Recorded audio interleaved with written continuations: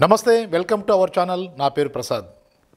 YSR Congress party అధ్యక్షుడు మాజీ ముఖ్యమంత్రి వైఎస్ జగన్మోహన్ రెడ్డి మనసులో మార్పు వస్తుందా అంటే తాజా పరిణామాలు దానికి అనుకూలంగానే కనిపిస్తున్నాయి. పార్టీ పెట్టిన తర్వాత, పాదయాత్ర చేసిన తర్వాత, పదవి పొంది ముఖ్యమంత్రిగా మారిన తర్వాత 5 ఏళ్ల పాలనా కాలంలో ఆయన చాలా అనుభవాలనే పొందారనే అనుకోవాలి. ముఖ్యమంత్రిగా కొన్ని విప్లవాత్మక నిర్ణయాలు తీసుకున్నారు. ప్రజా సంక్షేమం, అభివృద్ధి దిశగా ముందుకెళ్లారు. చాలా వరకు సక్సెస్ అయ్యారు. ఒక విప్లవాత్మక మార్పులు తీసుకురావడం ద్వారా దేశవ్యాప్తంగా గుర్తింపు పొందారు. అయితే కొన్ని నిర్ణయాలు మాత్రం బూమ్రాంగ్ అయ్యాయి. మద్య నిషేధం విషయంలో కానీ కొన్ని విషయాల్లో ఆయన బూమ్రాంగ్ అయ్యారు.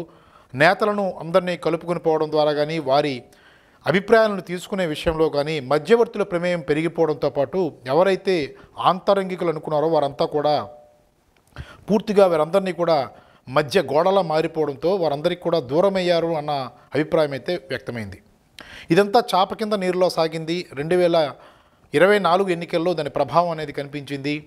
2024 ఎన్నికల్లో ఘోరంగా వైఎస్ఆర్ కాంగ్రెస్ పార్టీ ఓడిపోయింది. ఓడిపోయిన తర్వాత వైఎస్ జగన్మోహన్ రెడ్డిలో గణనీయంగా మార్పులు వస్తున్నట్లుగా కనిపిస్తోంది.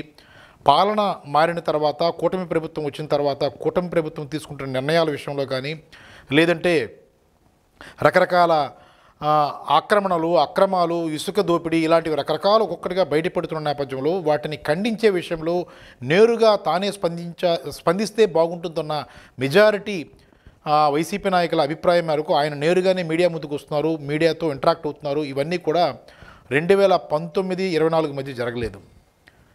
ప్రతి విషయంలో కూడా, చాలా సీరియస్ విషయాల్లో కూడా వైఎస్ జగన్మోహన్ రెడ్డి ఏదైతే సలహాను పొందారు, సలహాదారు మాత్రమే మీడియా ముందుకు వచ్చి ప్రతి విషయాన్ని చెప్పేవారు. సజ్జల రామకృష్ణారెడ్డి సకల శాఖ మంత్రిగా ప్రచారం పొందారు, విమర్శలు కూడా ఎదుర్కొన్నారు.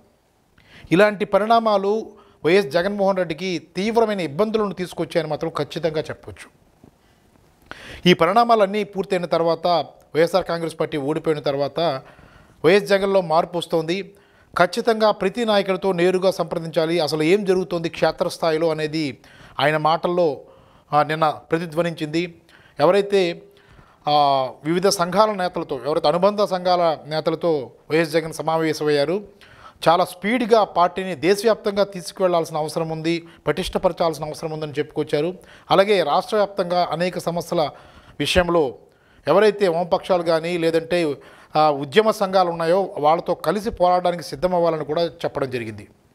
ఇవన్నీ ఒక ఎత్తు అయితే, ప్రాంతాల వారీగా సమన్వయకర్తలు, ఉత్తరాంధ్ర లేదంటే అటు రాయలసీమ లేదంటే ఇంకో ప్రాంతం, వీటికి సమన్వయకర్తల పేరుతో కొంతమంది ఆంతరంగికులను ఏర్పాటు చేసుకున్న వైఎస్ జగన్మోహన్ రెడ్డి ఈసారి వారందరినీ కూడా పక్కన పెట్టి ఆయా ప్రాంతాలకు సంబంధించిన సీనియర్ నాయకులు, నమ్మదగ్గ నేతలను ఎంచుకోవాలని నిర్ణయించుకున్నట్లుగా తెలుస్తోంది.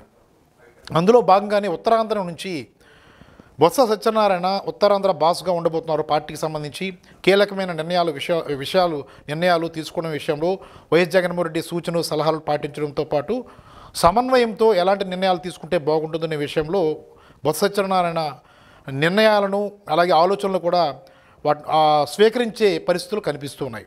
అలాగే మిగతా ప్రాంతాల్లో కూడా గతంలో ఉన్న ఆంతరంగికులు కానీ కొంతమందిని పక్కన పెట్టాలి, ఆయా ప్రాంతాలకు సంబంధించిన నేతలకే ప్రాధాన్యత ఇవ్వాలని జగన్మోహన్ రెడ్డి ఆలోచిస్తున్నట్లుగా కనిపిస్తోంది. సహజంగానే ఒక ప్రాంతీయ పార్టీ ఏర్పాటు చేసిన తర్వాత ఎవరైతే అనుకూలులు ఉన్నారో వాళ్ళని పెట్టుకోవడం కానీ, ఆంతరంగికులు పెట్టుకోవడం, వారి కుటుంబ సభ్యులు కొంతమందిని పెట్టుకోవడం ద్వారా అక్కడికక్కడ ప్రాంతాల సమస్యలను సమన్వయపరుచుకోవడం, అక్కడున్న పరిస్థితులను తెలుసుకోవడం అనేది జరుగుతూ వస్తుంది.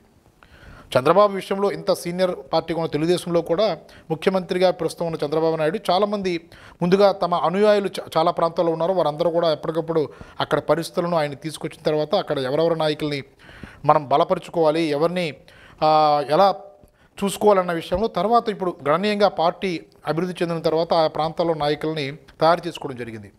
వైఎస్ఆర్ కాంగ్రెస్ పార్టీకి ఇంతవరకు ఆంతరంగిలా ఉన్నారు. ఏదైతే అధికారం వచ్చిన తర్వాత వారి పరిస్థితి ఏంటి, వారు ఏ రకంగా చలాయించారు, వారి వల్ల వచ్చిన నష్టం ఏంటి, లాభం ఏంటి అనేది క్షుణ్ణంగా పార్టీ ఓడిపోయిన తర్వాత తెలుసుకుంటున్న జగన్మోహన్ రెడ్డి ఇప్పుడు ఆయా ప్రాంతాల నాయకులు, నమ్మదగ్గ నాయకులు ఎవరైతే ఉన్నారో తెలుసుకొని వారికి పార్టీ పగ్గాలు, కొన్ని నిర్ణయాలు తీసుకునే విషయం కానీ, లేదంటే సమన్వయపరుచుకునే విషయంలో కూడా వారికి బాధ్యతలు ఇవ్వాలని నిర్ణయం తీసుకున్నట్లుగా మనకు అర్థమవుతుంది. చాలామంది ఇప్పుడు ఎవరైతే మొన్నటి వరకు సామాన్యులకు పదవులు ఇవ్వాలి, బీసీలు, ఎస్సీలు, ఎస్టీలకు పదవులు ఇవ్వాలంటూ చాలామందికి ఎమ్మెల్సీలకు సామాన్యులకి పదవులు ఇచ్చినప్పుడు కూడా వారంతా కూడా కొంతమంది పార్టీ ఓడిపోయిన తర్వాత రాజీనామా చేసి వెళ్ళిపోతున్న పరిస్థితి కనిపిస్తోంది. ఎవరైతే ఆ సామాన్యులకు ఏదైతే అధికారంలో భాగస్వామ్యం ఇవ్వాలని జగన్మోహన్ రెడ్డి భావించారో అలాంటి వ్యక్తులే పార్టీ ఓడిపోయిన తర్వాత బయటికి వెళ్తున్న పరిస్థితులు మనం చూస్తూ ఉన్నాం. ఒక ముగ్గురు ఎమ్మెల్సీలు అయితే కేవలం డబ్బుల కోసమే బయటికి వెళ్ళారన్న ఆరోపణలు గణనీయంగా వినిపిస్తున్నాయి. అలాగే అటు రాజ్యసభ సభ్యుల విషయంలో కూడా ఆయన ఎవరైతే బీసీలకు పట్టం కట్టాలి, బీసీలకు న్యాయం జరుగుతుందని ఆర్ కృష్ణయ్యకు పదవి ఇచ్చారు, ఆయన తెలంగాణకు చెందిన వ్యక్తి, ఆయనకి పదవి ఇచ్చినప్పుడు కూడా ఆయన రాజీనామా చేసి బీజేపీలోకి వెళ్తున్నట్లుగా సమాచారం అవుతుంది. కాబట్టి ఇలాంటి వ్యక్తులకు అదైతే అధికార పగ్గాలు ఇవ్వడం కానీ పదవులు ఇవ్వడం వల్ల ఉపయోగం ఏంటి అన్న భావన అయితే ఇప్పుడు తాజాగా వైఎస్ఆర్ కాంగ్రెస్ పార్టీలో చర్చ జరుగుతుంది. అలా కాకుండా పార్టీ కోసం అంకిత భావంతో పనిచేస్తున్న వ్యక్తులు ఎవరు, కష్టం వచ్చినా పార్టీ కోసం నిలబడే వ్యక్తులు ఎవరు అన్న అంశాన్ని క్షుణ్ణంగా పరిశీలించుకోవాల్సిన అవసరం అయితే ప్రస్తుతం ఏర్పడింది. ఆ దిశగానే జగన్మోహన్ రెడ్డి ఆలోచన చేస్తున్నారా అంటే నిజమనే అనిపిస్తుంది. ఎందుకంటే కష్టంలో ఉన్నప్పుడు మనతో ఎవరున్నారన్నదే ముఖ్యం. బొత్స లాంటి నాయకులు పార్టీ ఓడిపోయినప్పుడు కూడా ప్రస్తుతం అండగా ఉన్నారు. ఆయనకు గుర్తింపుగానే శాసన మండలిలో విపక్ష నేతగా ఆయన ఎన్నుకునే అవకాశాన్ని జగన్మోహన్ రెడ్డి ఇచ్చారు.